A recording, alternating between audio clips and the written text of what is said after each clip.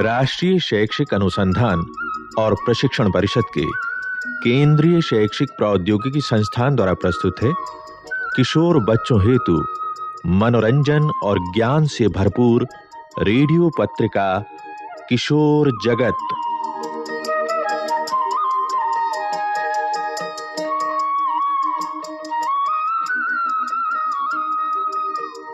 किशोर जगत में आइए सुनते हैं कार्यक्रम पूर्णमदः पूर्णमिदं पूर्णात् पूर्णमुदच्यते पूर्णस्य पूर्णमादाय पूर्णमेवावशिष्यते। आचार्य सुश्रुत शल्य चिकित्सा के जनक। पूर्णमुदच्यते पूर्णस्य पूर्णमादाय पूर्णमेवावशिष्यते।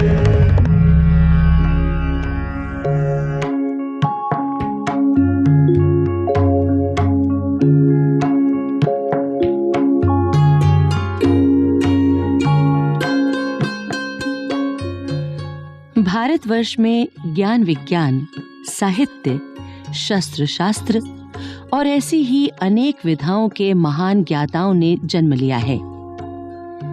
ऐसे ही एक ज्ञानी थे आचार्य सुश्रुत। प्राचीन काल के अन्य ऋषि मुनियों की तरह ही इनके विषय में भी तथ्यपूर्ण साक्ष्य बहुत कम मिलते हैं। इसके अनेक कारण रहे हैं, किंतु फिर भी अगर हीरा कोयले की खान में दबा भी रहे तो भी वो अपनी चमक दमक से लोगों का ध्यान आकर्षित कर ही लेता है।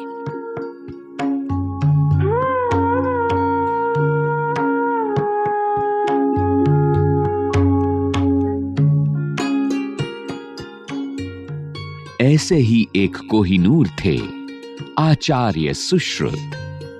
सुश्रुत का जन्म 6ठी शताब्दी ईसा पूर्व का माना जाता है। ऐसा माना जाता है कि ऋषि विश्वामित्र उनके पिता थे और इनकी माता का नाम माधवी था। उनका बाल्यकाल वाराणसी में गंगा की पावन लहरों से खेलते हुए बीता था। बड़े होने पर ऋषि विश्वामित्र सुश्रुत को लेकर अपने श्वशुर और काशी के राजा दिवोदास के पास पहुंचे। दिवोदास को भगवान धन्वंतरी का अवतार कहा गया है।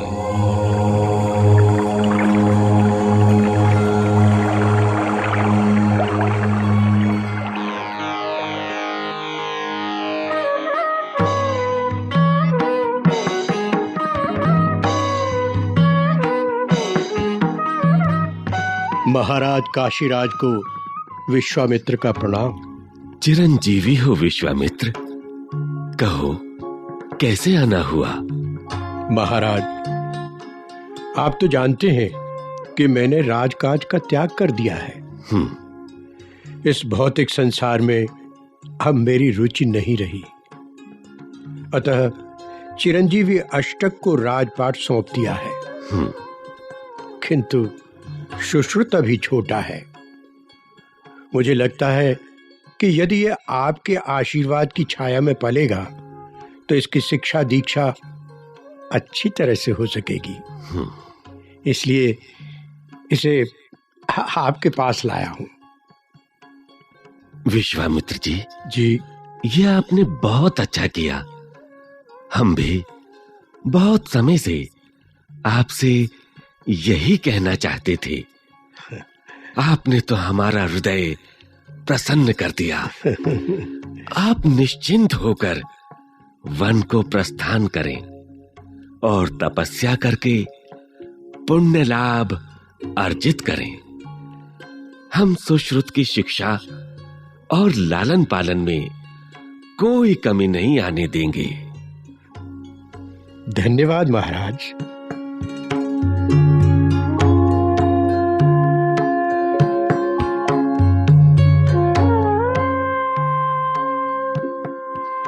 और इस प्रकार सुश्रुत की शिक्षा अपने नाना के यहाँ शुरू हुई।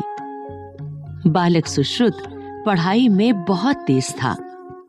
उसने जल्दी ही वेद और उपनिषदों का ज्ञान प्राप्त कर लिया। शस्त्र शिक्षा भी प्राप्त की। लेकिन उसकी रुचि तो आयुर्वेद, विशेषकर शल्य चिकित्सा यानी सर्जरी में थी। एक दिन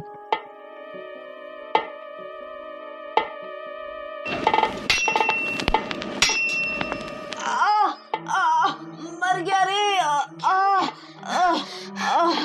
अरे क्या हुआ? इसकी तो उंगली कटकर अलग हो गई है। कुछ करना होगा। अरे रो मत, तुझे कुछ नहीं होगा।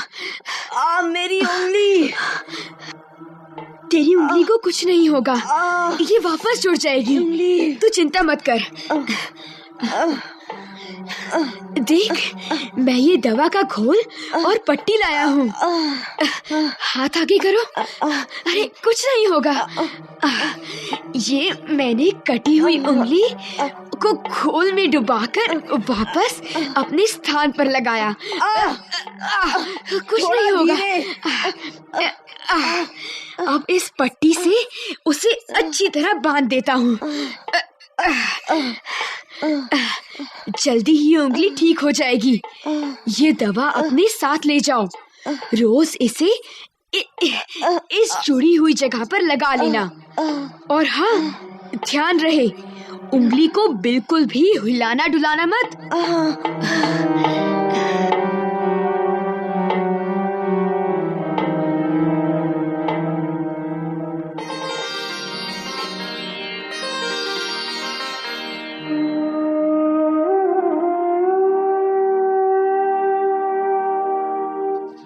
विरेचक को विश्वास नहीं था कि उसकी उंगली वापस अपने स्थान पर जुड़ सकती है। आसपास खड़े लोगों ने और बच्चों ने तो सुश्रुत का मजाक भी उड़ाया, लेकिन विरेचक की आंखों में आशा की किरण थी, क्योंकि डूबते को तिनके का सहारा ही बहुत होता है। इसीलिए उसने 1 सप्ताह तक उस हाथ से कोई काम नहीं किया और 1 सप्ताह बाद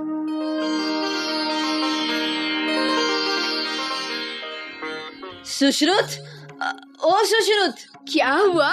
इतनी जोर जोर से क्यों चिल्ला रहे हो?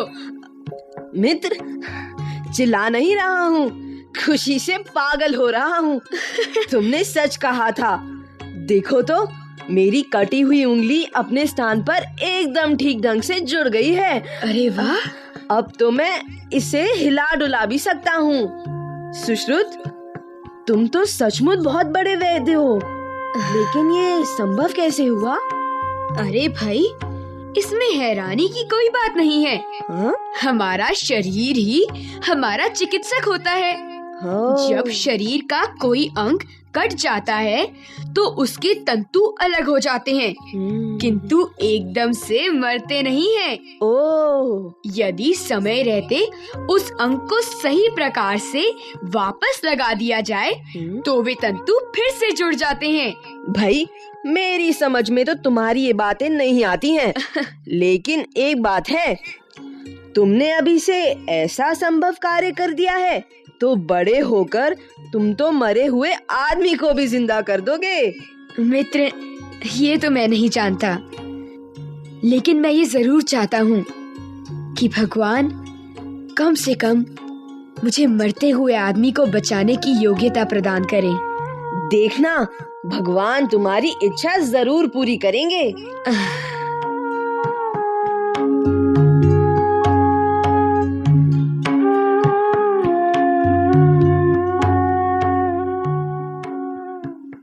विरेचक की बात सच निकली। बालक सुश्रुत जितनी तेजी से बड़ा हो रहा था, उससे भी अधिक तेजी से उसका ज्ञान बढ़ रहा था।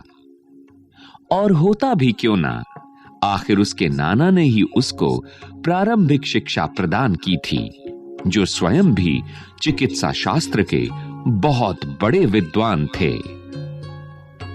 कुछ समय बाद औपचारिक शिक्षा प्राप्त करने के लिए उन्हें राज्य के सर्वाधिक योग्य गुरु के पास भेजा गया। वहां भी उन्होंने अपनी विद्वता की धाक जमा दी।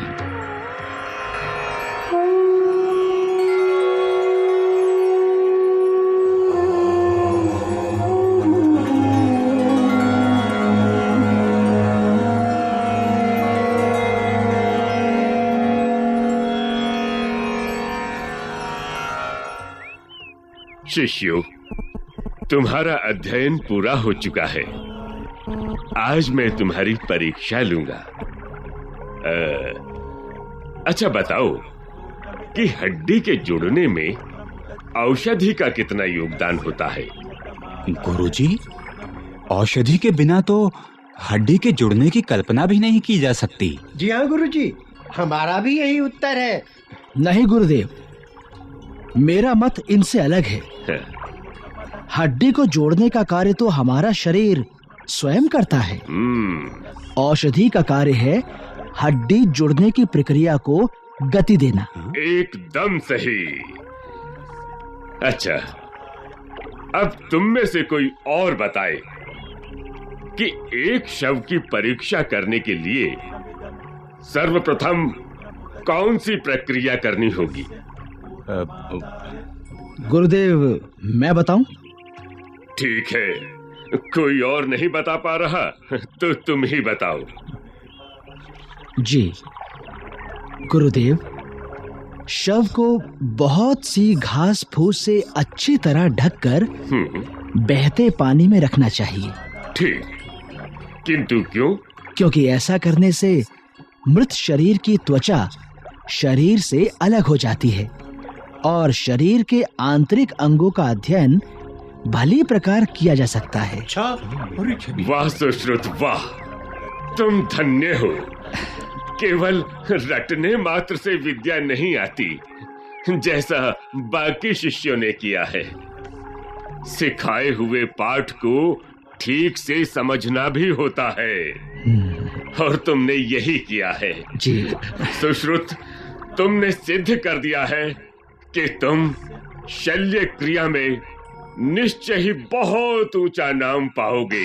धन्यवाद गुरुदेव। मेरा आशीर्वाद है कि लोग शल्य चिकित्सा जगत में तुम्हारा ही नाम लेंगे। गुरुदेव, आज मैं तुम्हें अपना सर्वश्रेष्ठ शिष्य घोषित करता हूँ। मैं धन्य हुआ गुरुदेव, मैं कृतकृत्य हुआ।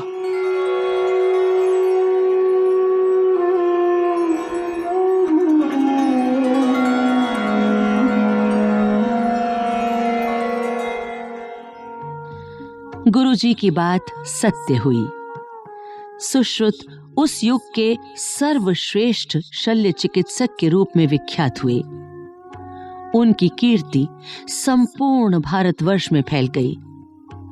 उन्होंने अपने गुरु और नाना दिवोदास से जो ज्ञान प्राप्त किया था, उसी के सूत्रों का संग्रह है सुश्रुत संहिता। इसका केंद्रीय विषय तो शल्य चिकित्सा ही है, किंतु आयुर्वेद के विभिन्न पक्षों की सटीक जानकारी भी इसमें मिल जाती है। 8वीं शताब्दी में इसका अनुवाद अरब वासियों ने अपनी भाषा अरबी में भी किया, जो किताब सुश्रुत तथा किताब शान हिंद के नाम से किया गया। उन्होंने शल्य चिकित्सा के क्षेत्र में बहुत से अनुसंधान किए और नवीन जानकारियां एकत्र की। उन जानकारियों को वे नए चिकित्सकों को प्रदान करते थे।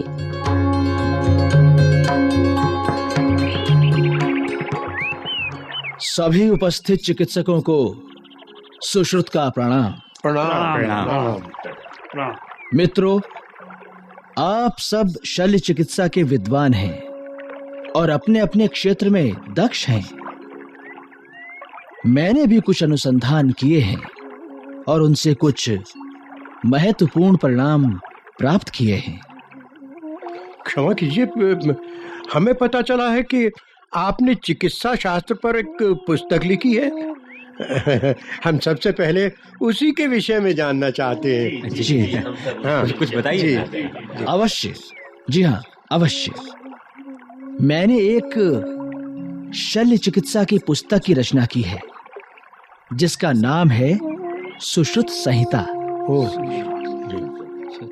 इसे मैंने संस्कृत भाषा में ही लिखा है। इसमें मुख्य भाग में 120 अध्याय हैं। इनमें शल्य चिकित्सा के विभिन्न प्रकारों का वर्णन है। दूसरा भाग परिशिष्ट रूप में है इसे मैंने उत्तर तंत्र का नाम दिया है। उत्तर तंत्र? जी। इस उत्तर तंत्र में क्या बताया गया है? देखिए आचार्य जी, इसमें शरीर की चिकित्सा का ज्ञान कराया गया है। फिर भी नित्य नई बातें सामने आती रहती हैं। ये तो है, जिनका वर्णन इस पुस्तक में नहीं हो सका है। अच्छा। आज की इस कार्यशाला के आयोजन का उद्देश्य इन्हीं नवीन जानकारियों को आपस में बांटना है। आपके पास कुछ नई जानकारी अथवा प्रश्न हैं तो कहिए। माननीय सुश्रुत जी, कृपया एक समस्या का समाधान कर दीजिए। अवश्य। हम बहुत ध्यान से शल्य चिकित्सा करते हैं, किंतु फिर भी बहुत से रोगी मर जाते हैं। इसका क्या कारण है? ये बताइए। आपने बहुत ही अच्छी बात पूछी है आचार्य जी। इसका सबसे मुख्य कारण है संक्रमण। संक्रमण? किंतु हम तो साफ सफाई का बहुत ध्यान रखते हैं। हाँ, लेकिन एक कमी रह जाती है। वो क्या? वो कमी है हमारे उपकरणों में। अच्छी तरह धोने के बाद भी उनमें कुछ कीटाणु जीवित रह जाते हैं। इसलिए उपकरणों को पूरी तरह संक्रमण रहित करने के लिए उन्हें तेज आग में तपाना चाहिए। अच्छा, एक बात और बताइए आचार्य जी। कभी कभी रक्त का थक्का जमने से भी बहुत से रोगियों की मृत्यु हो जाती है। इस स्थिति से बचने के लिए क्या किया जाए? उसका तो बहुत ही सरल उपाय है। रक्त को जमने से रोकने के लिए हम विषहीन जोंकों का प्रयोग कर सकते हैं। जोंकों का प्रयोग? हाँ, विषहीन जोंकों का प्रयोग। ये जोंकें अपनी लार के साथ एक स्राव छोड़ती हैं, जिससे रक्त में थक्का नहीं जम पाता। वाह वाह वाह आचार्य सुश्रुत, हम भाग्यशाली हैं कि इस युग में पैदा हुए, जिसमें आप जैसे चिकित्सक का साथ मिला। धन्यवाद। निश्चय ही आपने आज हमें बहुत सी नई जानकारियां दी हैं जो हमारे बहुत काम आएंगी। हम सब की ओर से आपका बहुत बहुत धन्यवाद। धन्यवाद धन्यवाद धन्यवाद। आप सभी का बहुत बहुत धन्यवाद।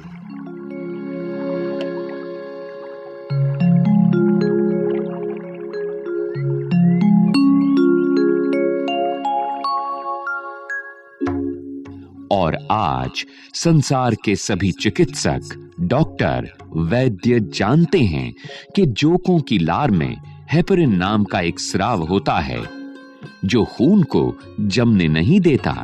सुश्रुत ने विभिन्न प्रकार की शल्य क्रियाओं में दक्षता प्राप्त कर ली थी। नाक, कान और होठ की शल्य क्रिया का वर्णन तो सुश्रुत संहिता में किया ही गया है।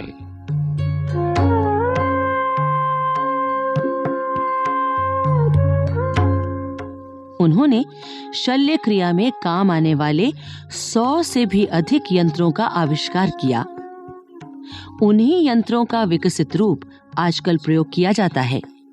वास्तव में सुश्रुत को प्लास्टिक सर्जरी का पिता कहा जा सकता है।